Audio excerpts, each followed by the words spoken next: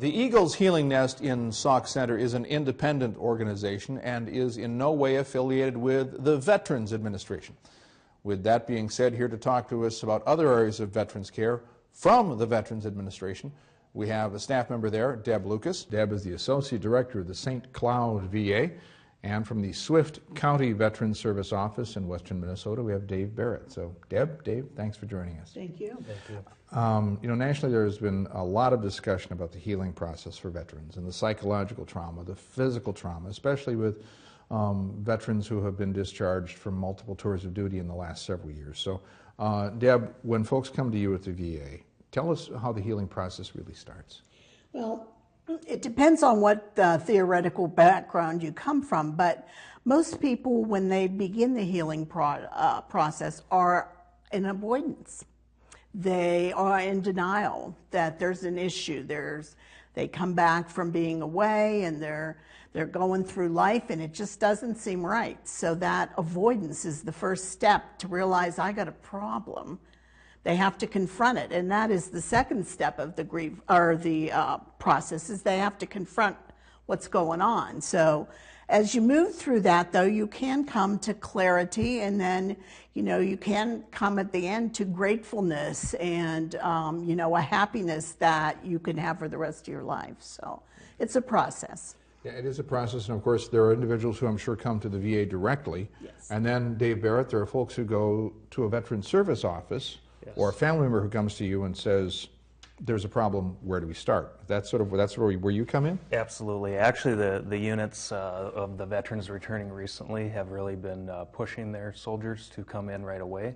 And we've seen a lot of them coming in within days of returning back to the States, back to home. And so then we can start a dialogue with them there to see what the next steps are for them. If they need to get into the VA and start moving along with their care there. It's interesting you said that the service, that more people are coming in right away. So what kind of a difference then do you notice from the people who come in right away, as is suggested, to the people who don't come in? Does it really change what you have to do working with veterans that way? It does. Really what it is they know the awareness. So we can sit down and have a conversation and let them know what's available, let them know what's out there, just so they have that in the back of their mind. We don't need to take immediate action. It's just to start the conversation. Really what they really want to do is get back to their everyday life, to the things that they do every day. That's first on their agenda. But like Deb said, eventually, for some of those soldiers returning, it's going to catch up with them. Yeah, they may think they're okay and later on find out they're not. So Dave mentioned services available. Yes. And I know before we started this conversation, as we were warming up here, you'd mentioned that there are some new things available Sure. to St. Cloud VA. We have military sexual trauma group that deals with some of the things that weren't discussed before in the military, like sexual trauma. We have women's programs now that, are fairly new for women returning. So, we could even see people with, woman-type problems, pregnancies, whatever. We have the recovery model, which was mandated, as you know, from the 2003 Commission on Mental Health. And it is done in conjunction with one-to-one therapy and group therapy. So we have probably, if I had to count off the top of my head, 5 or 6 different therapies that we offer in addition to the one-to-one. And then another thing that I think is relatively new is the hours of access or the call-in for Yes. 24 hours sort of help. What we have now is 24/7 access to a live person who can help you with the mental health crisis or questions or medication advice or any of those things 24/7. Yeah. And so Dave, I suppose then for your job, part of it is helping those veterans realize that if they have a problem, that it's not necessarily, their problem is not necessarily going to be between 8 and 4:30, right. But then letting them know that the work that you do or the work that the VA does, is there whenever they need it, right? Absolutely, yes. And we're there to facilitate the contact and help problem solve if we need to. If they're having a specific area of the VA that they want to speak with or make appointments with, we can kind of wrestle those phone lines and make the contacts that we needed to make the connection with the VA. How does your job differ from your colleagues who are in urban areas? Well, of course, in our urban areas, the services are closer. Distance is huge for us. There are more services available because of the higher populations. Well, St. Cloud is a good example of that. So we have some challenges there, but on the upside of that, in a rural community, I think we have a better pulse on our veterans that are living within the community as well. So for you, it's a matter of, I'm more likely to know these people as individuals because I may see them at the hardware store or the grocery store or something else. Is that it? Absolutely. I don't get out of the hardware store without talking with a few veterans, for sure. Well, and also because I expect that for a lot of these people who are veterans in your area in particular, they serve together. Yes. They serve together, so they were in the unit, so you have some of that same unit camaraderie. And do you see that as well in affecting who comes in? Helping each other? Yes, absolutely. They have those connections together, and many times those relationships and friendships after the military carry on, especially if they've stayed in the area. Yeah. Now, Deb, I know the story that Laura was doing there about Eagle's Nest, not very far from where you are, Right. In St. Cloud. So that's just one example of other ways that veterans are finding to heal themselves. Right. Is that the sort of thing we can expect to see more of, do you think? Oh, absolutely. We are strengthening our ties with community agencies so that, if for some reason we can't get a veteran exactly what he wants, say it's acupuncture or something like that, we can at least now get him to where he wants to go. So the Choice Act, of course, has allowed veterans who live out more rurally to get the sort of treatments that they want. We now have an electronic medical record as well, which has been phenomenal for those of us in the clinical field, because your information, although is secure, can go to your provider at Mayo or your provider in Florida if you're a snowbird. So, there's a lot of new things that we can do, and all you have to do is call and make contact, and we'll take care of everything. You referred to the Choice Act, and so Yes. for our viewers who aren't familiar with that, the Choice Act is giving veterans more options. Exactly. And what it does is for veterans who live 30 miles or greater from a VA hospital or clinic, we manage to get them services that they want, that they need right in their own area.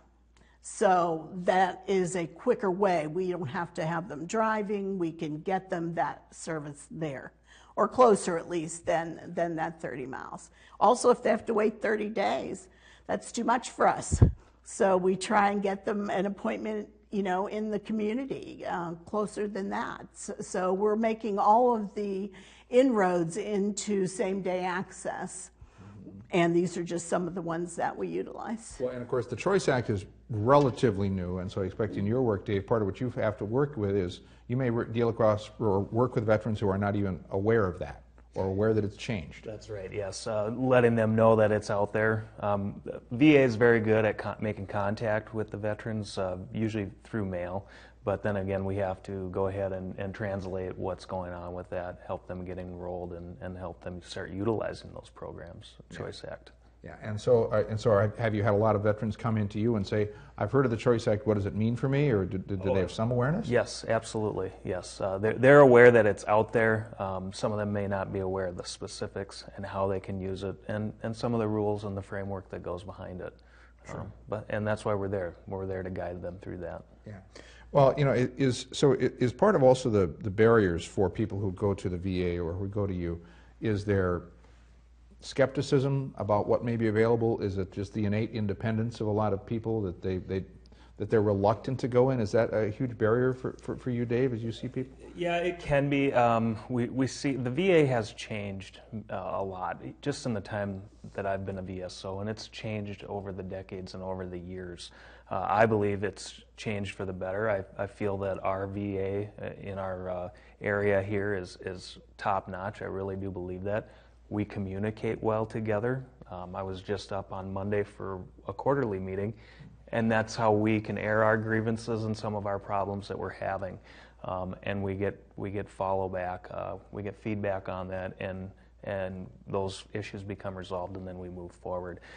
So some of that skepticism, I think, can be unfounded if it happened many years ago. The VA is doing a very good job, but like any large entity like that, of course, sometimes folks can get lost in that. So. Sure, and I'm sure there are organizational barriers and then individual barriers too, where individuals may say, no, I don't think I need their help, or I don't think they can help me, or I can just handle it myself. So I think that gets back to your first point, Deb, about the denial. Yeah, denial, absolutely. And maybe you know or don't know this, and Dave, maybe you know it better than I do.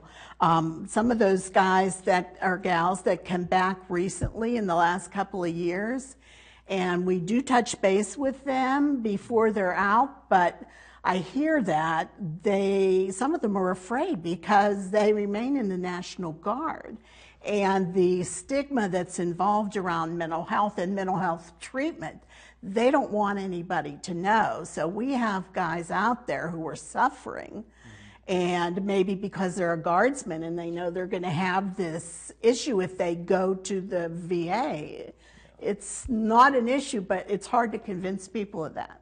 Right. Yeah. They've invested a lot of time in the Guard. You know, apparently they've been more than likely deployed. And if they're still in the Guard, Reserve, or any side branch like that, yeah, there is a stigma. They may not want to seek the treatment because they're still a DOD, Department of Defense employee. Yeah. Deb and Dave, as we close out this conversation, of course, we all know people who have been veterans and have struggled, or they may be a family member who has struggled. So I'd like to close out this discussion with some advice that either one of you may have. And Deb, I'd like to start with you about veterans or family members. Right. Where do they start? Where should they go for more information? Okay. The biggest thing is getting them on the phone. We can do everything by phone, and we have a direct number to eligibility so that they can get all their questions answered. And it's 320-255-6340. Let's give that again. 320-255-6340. 40, I'm sorry, 40, yeah. Okay. And that'll get you right to an eligibility person who can determine what you're eligible for, even set up appointments right from there. And that's the number in the St. Cloud area, so yes. Your office. Okay. Yes. Yeah. Dave? I would say get in contact with your county veteran service office. Every county in Minnesota has a veteran service office, and you do not need to go to the one that's in your county. Geographically or for whatever reason, you can go to any county and seek services through them.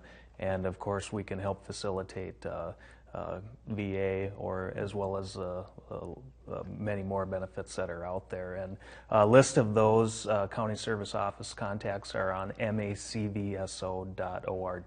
MACVSO? Yes, correct. Which stands for Minnesota Association of County Veteran Service Officers. Correct. Okay. Very good. I don't get all the acronyms that go by fast, but I think I got that one. So, and again, your number, 320-255-6340 for the VA. And the website one more time again? macvso.org. Okay, good. Well, let's hope the best for all the veterans in our communities, and that we have veterans who get the help they need. So, Deb Lucas from the St. Cloud VA and Dave Barrett from Swift County Veteran Service Officers, thanks for joining us on Compass. Thank you for having us. That's it for this week on the topic of the healing of veterans in rural areas. Our Compass producer, Laura K. Prosser, will take it from here and end this week's episode with the next installment of the Compass Literature Corner. Thanks for watching.